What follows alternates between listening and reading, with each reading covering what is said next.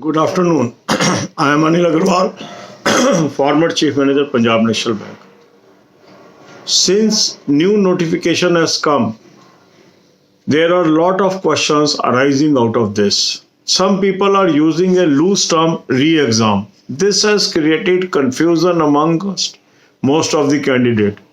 Many candidates are asking, sir, we have already appeared for pre-examination. We have to appear again? Answer is no.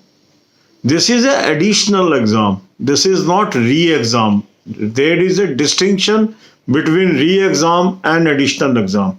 This is additional pre for those people who could not apply earlier. That means if you have already applied, you are not eligible to participate again. Some people are telling, change your mobile number, change your profile. By doing that, you are spoiling your chance of earlier attempt also. The moment they deduct, both the applications will be rejected. So there is no concept like this that you can hide your information from the board. Ultimately, if selection is to be done, it will be done through a process where you will be scrutiny. Even after passing the examination, ultimately you will be loser, you may be blacklisted. So don't play with IBPS. That is the important thing which you should learn. Once you have applied in the last, and whether you have appeared or not appeared, you are not eligible again.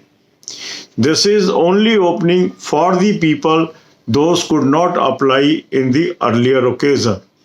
Now here you will find many applications may be rejected. Why? Because people will try to play with the system.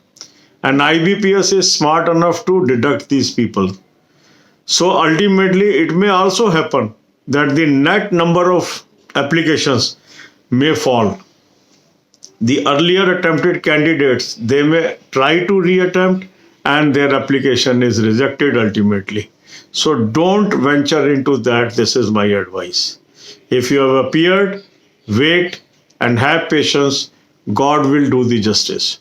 Second thing is whether there will be two main examination. No. Main examination will be only one. So there were pre, now this is additional pre, put together there will be a result, and the candidates, those are successful in the pre-examination held earlier and pre-examination to be held in December, January. A common merit will be prepared, a common main test will be held, and there is no re-exam. There is no re-exam. You are not to appear again.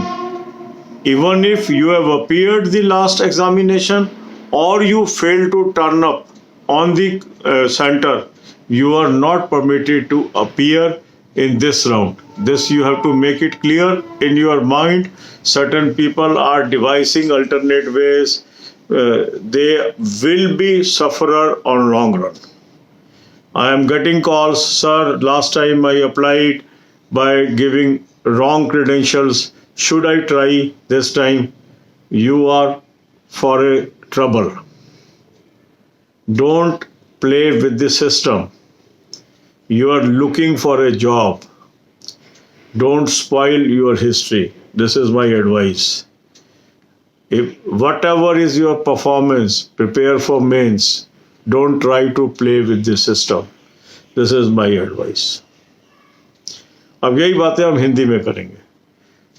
जब से ये additional exam की notification आई है, काफ़ी लोग इसके अंदर confused हैं.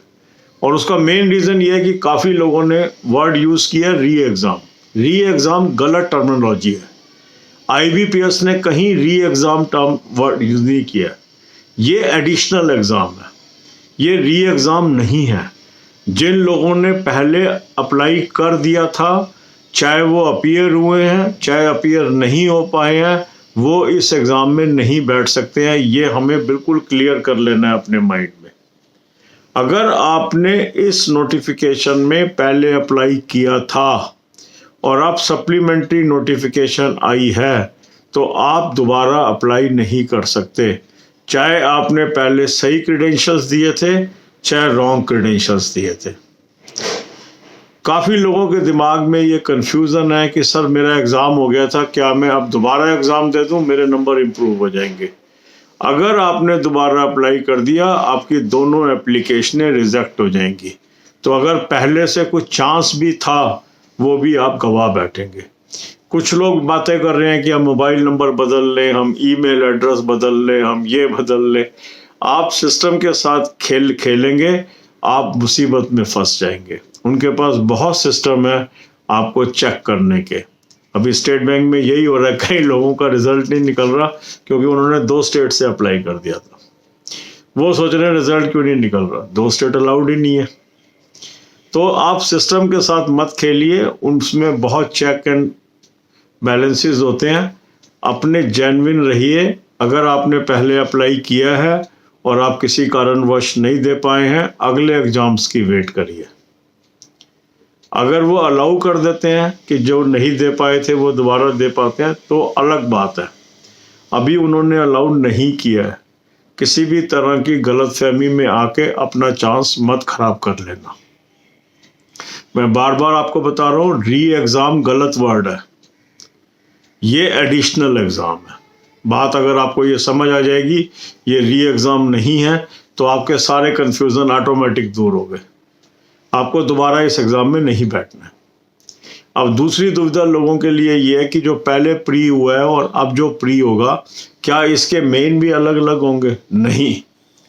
जो पहले प्री हो गया और अब जो प्री में बैठेंगे, उन सब की कॉमन मेरिट बनेगी और उस कॉमन मेरिट के आधार पर आप मेन में बैठेंगे। तो जितने भी एग्ज़ाम में अब एडिशनल प्री हो रहे हैं, इनके earliest main exam January and या फरवरी से पहले नहीं होंगे। और ये कौन कौन से एग्ज़ाम हैं? आपके IBPS RRB officer, IBPS RRB office assistant, IBPS PO, ये एग्ज़ाम है। क्योंकि IBPS क्लर्क के अंदर अभी प्री नहीं हुआ है, ऑल्दो वहाँ पर सप्लीमेंट्री नोटिफिकेशन आ गया है, तो वो अपने ड्यू डेट पर ही एग्ज़ाम होंगे। तो जो दिसंबर की डेट्स हैं उसकी प्री की, उसी में एग्ज़ाम होगा, और जो उसके मेन की डेट है उसी में एग्ज़ाम होगा। तो हमें ये डिस्टिंक्शन समझना है, जो प्री हो चुके हैं और उनके मेन की डेट आ गई थी, अब उनकी मेन की डेट पोस्टपोन हो गई है। और जो प्री अभी तक हुआ नहीं है, जैसे क्लरिकल का नहीं हुआ, SO का नहीं हुआ, तो वो जो पुराना शेड्यूल है वही चलेगा उनका। इसी तरह स्केल 2-3 का जो एग्ज़ाम हो चुका है, उसमें क्योंकि एडिशनल कैंडिडेट कोई एलिजिबल हो ही नहीं सकता, नया ग्रेजुएट, क्योंकि वहाँ एक्सपीरियंस चाहिए, तो उसके अंदर जो प्रोसेस है वो कंटिन्यू रहेगा। तो मेरा ख्याल इन चीज़ों से आपको बिल्कुल क्लैरिटी है। आपको दोबारा एग्ज़ाम में नहीं बैठना है, आपको मेन की तैयारी करनी है। इधर उधर के क्रेडेंशियल देख के री अटैम्प्ट नहीं करना है। दोबारा एप्लीकेशन भरने का फीस भी जाएगी और आपके दोनों एप्लीकेशनें कैंसिल भी हो जाएंगी। और जिन्होंने पहले रॉन्ग क्रेडेंशियल दे के एग्ज़ाम में बैठ चुके हैं और अब वो दोबारा एलिजिबल हो चुके हैं, वो भी अटैम्प्ट ना करें। आपको नुकसान होने वाला है। और मुझे तो ऐसा लग रहा है कि जिस हिसाब से लोग बातें कर रहे हैं गलत तरीके से फॉर्म भरने की, कहीं ये ना हो कि टोटल नंबर ऑफ एप्लीकेशन पहले से भी कम हो जाए, इतनी एप्लीकेशनें रिजेक्ट हो जाएं कि रियल कैंडिडेट घट ही जाएं। तो बिल्कुल कोशिश मत करना, ये मेरी आपको सिंसियर सलाह है। God bless you all.